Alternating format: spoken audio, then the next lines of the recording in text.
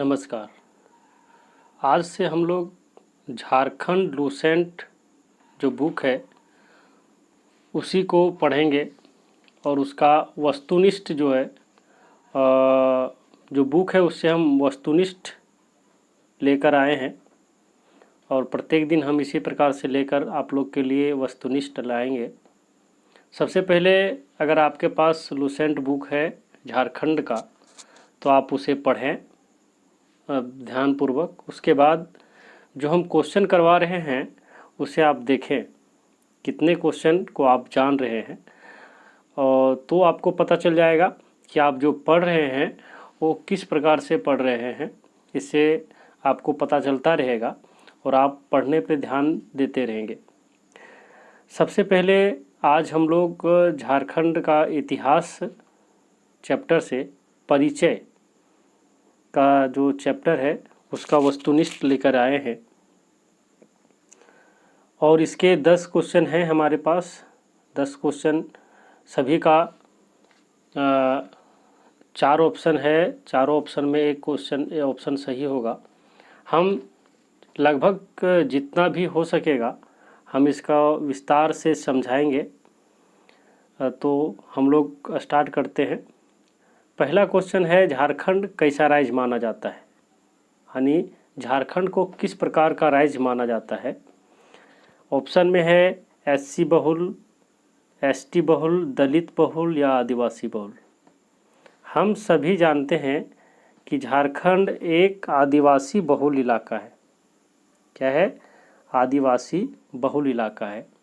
यहाँ पे बहुत आदिवासी रहते हैं, जैसे संथाल, हो, गोंड, मुंडा, बहुत से आदिवासी यहाँ पे रहते हैं, जिसके कारण इसे आदिवासी बहुल इलाका माना जाता है। दूसरा क्वेश्चन है, झारखंड को उत्तर से होने वाले आक्रमण से कौन रक्षा करता है। सबसे पहले हम लोग इस क्वेश्चन को समझते हैं कि झारखंड को उत्तर से होने वाले आक्रमण से कौन रक्षा करता है। पहले प्राचीन काल में करता था।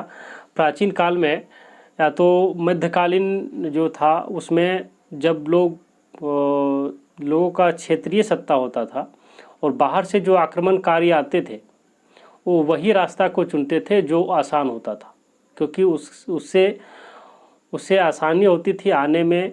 और जितने भी उस आक्रमण करने के लिए जो लाते थे, कोई भी सामान होता था जो लाना, या तो भागना होता था जिसमें जैसे लूटपाट वो ज़्यादा करते थे तो ले करके जो भागना होता था तो आसान सा रास्ता चुनते थे। अगर पहाड़ी हो, नदी हो, नाला हो तो उसमें बहुत प्रॉब्लम होता था।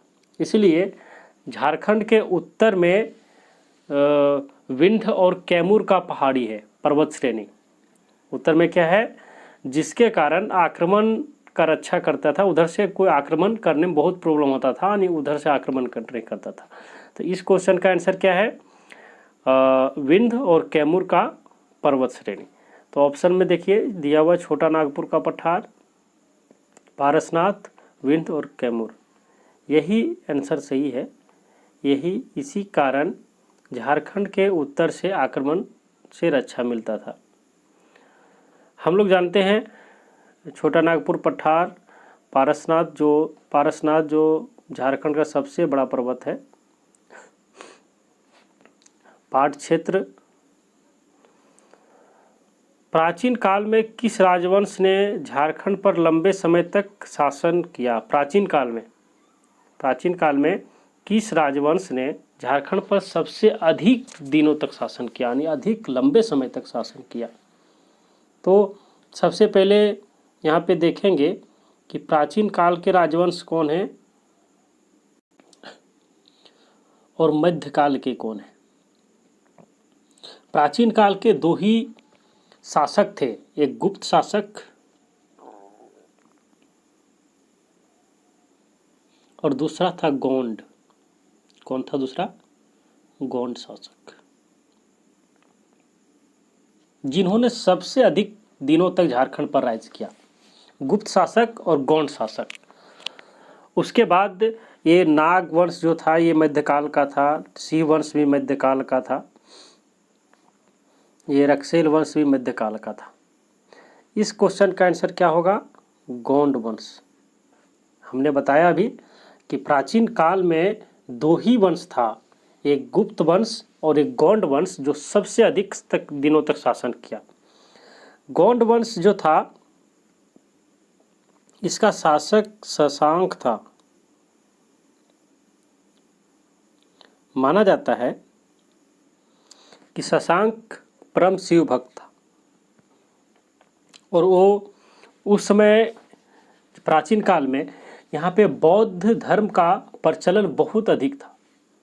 तो जब शशांक शासक बना यहाँ का, तो उन्होंने बौद्ध मठ को तोड़ना स्टार्ट किया और तोड़ करके वहाँ पे वो शिव मंदिर बना देता था, जिसके कारण शशांक के शासन काल में झारखंड बौद्ध विहीन लगभग हो गया था। यानी बौद्ध धर्म का, बौद्ध और जैन धर्म को यहाँ से पूरे तरीके से लगभग खत्म कर दिया था। इसमें ये जो नागवंश आप देख रहे हैं, ये मध्यकाल का था। ये नागवंश छोटा नागपुर, खास छोटा नागपुर जो खास है, वहाँ के शासक नागवंश शासक थे। शिववंश शिवभूम के शासक थे और रक्सेल जो थे वो पलामू के शासक थे। पलामू के मध्यकाल के शासक थे, ये मध्यकाल के। अगला है मध्यकाल में झारखंड किसके अधीन था? मध्यकाल में झारखंड किसके अधीन था? मध्यकाल में झारखंड जो था, वो झारखंड में मध्यकाल तक ना ही अंग्रेज आ पाए थे और ना ही यहाँ पे ये जिसको कहते हैं मुगल का राज्य हो पाया था। यानी मुगल का भी शासन यहाँ नहीं था, मुगल का भी हाथ से झारखंड बाहर था। तो मध्यकाल तक यहाँ पे क्षेत्रीय राज्य वंश जो थे उसी का कब्जा था। तो इस क्वेश्चन का चौथा क्वेश्चन का आंसर क्या होगा? मध्यकाल में झारखंड में क्षेत्रीय राजवंश का शासन था। चौथा, पांचवा नंबर, मध्यकाल के आरंभ के कौन राजवंश नहीं है? तो सबसे पहले हम लोग जान लेते हैं मध्यकाल के आरंभ में कौन कौन से राजवंश हुए। तो मध्यकाल के आरंभ में 3 राजवंश हुए। पहला हुए थे नागवंश, और दूसरा रक्सेल हुए,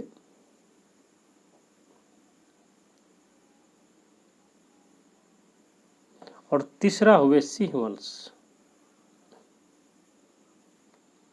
मध्यकाल के आरंभ में 3 राजवंश हुए। पहला नाग, जो छोटा नागपुर खास के शासक होते थे वो नागवंश के आते थे। शिवू के शासक जो थे शिववंश से आते थे, और पलामू के शासक जो थे वो रक्सेल वंश से आते थे। ये मध्यकाल के आरंभ के शासक हैं। मध्यकाल के आरंभ में 3 ही शासक हुए, यानी 3 ही वंश आए थे, 3 वंश आए थे। तो एक मानवंश यही नहीं था, मानवंश जो था ये मध्यकाल के बाद में आया। नागवंश आया था, रक्सेल वंश आया था और एक सिंह वंश आया था। बाद में उभरने वाले, यानी मध्यकाल में ही बाद में उभरने वाले राजवंश कौन नहीं थे? तो क्वेश्चन में पूछा गया बाद में उभरने वाले राजवंश कौन नहीं थे। ऑप्शन देखते हैं, रामगढ़ राज्य, पंचेत राज्य, खड़गडिहा राज्य और सिंह राज्य। तो इसमें सिंह वंश जो था वो आरंभ में ही आ गया था, इसलिए ये बाद में आने वाले राजवंश नहीं है। लेकिन इसमें से हम लोग आगे देखते हैं। देखिए लिखा हुआ है रामगढ़, पंचेत और खड़गडिहा, ये तीनों जो थे बाद में आए थे। इसके अलावा रामगढ़ राज्य और ढाल वंश ये भी बाद में आया। चेरो वंश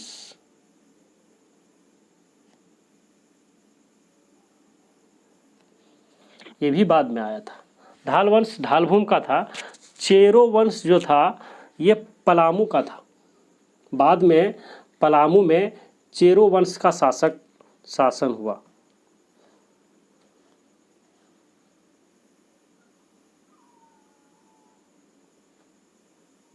आरंभ में हम लोग क्या पढ़े थे? रक्सेल वंश जो था वो पलामू का था आरंभ में, बाद में वही चेरो वंश पलामू में आया, चेरो वंश का शासन हो गया पलामू में। तो कौन कौन हो गया? रामगढ़, राइज, चेरो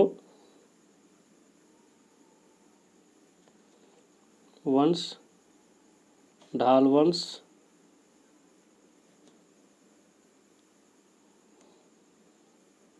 पंचेत, खड़गड़िया राज, ये सभी।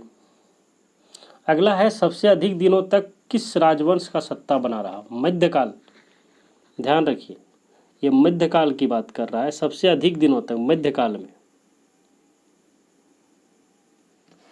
मध्यकाल में सबसे अधिक दिनों तक किसका राजवंश का सत्ता बना रहा? क्योंकि प्राचीन काल में सबसे अधिक दिनों तक सत्ता जो बना रहा था गौंड शासक का बना रहा था। किसका बना रहा था? गौंड का, सबसे अधिक दिनों तक।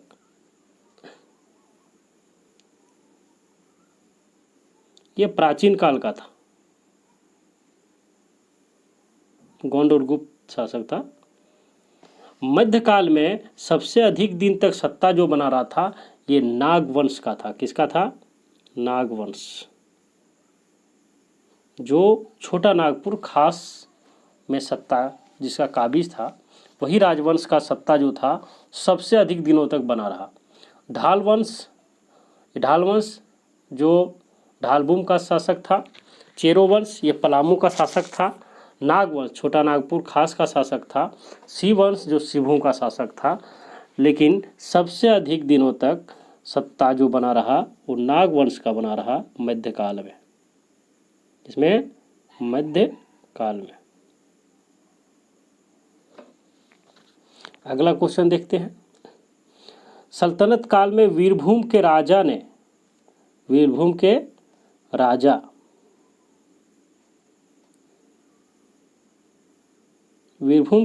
ने कहाँ आक्रमण किया था? तो सल्तनत काल में सबसे पहले हम लोग देखते हैं कौन कौन से आक्रमण हुए। सल्तनत काल में 3 आक्रमण हुए थे, हजारीबाग पर, संथाल परगना पर और श्रीभूम पर। सबसे पहले जो हम लोग देखते हैं हजारीबाग पर जो आक्रमण हुआ था वो मलिक बया ने किया था। मलिक बया जो मोहम्मद बिन तुगलक का सेनापति था, मलिक बया, इन्होंने आक्रमण किया था हजारीबाग पर। मलिक बया ने किसमें आक्रमण किया था? हजारीबाग पर। संथाल परगना पर जो आक्रमण किया था वो कपिलेंद्र गजपति था।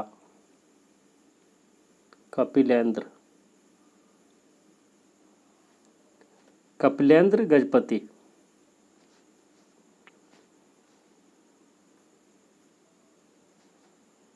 कपिलेंद्र गजपति ने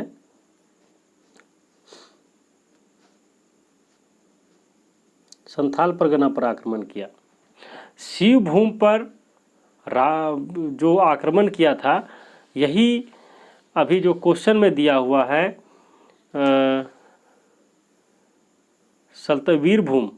वीरभूम के राजा ने शिवभूम पर आक्रमण किया था।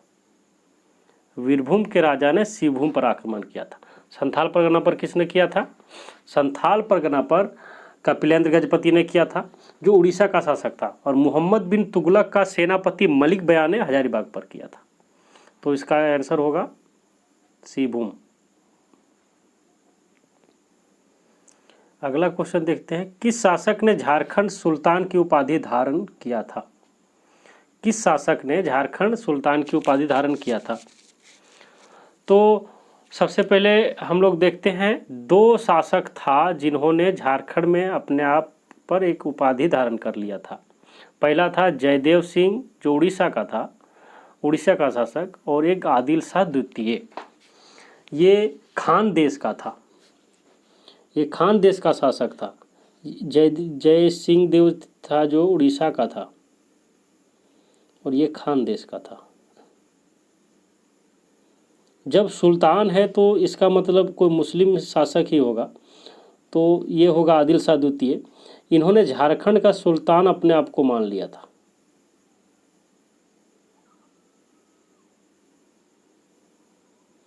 और इन्होंने शासक माना था, झारखंड का शासक।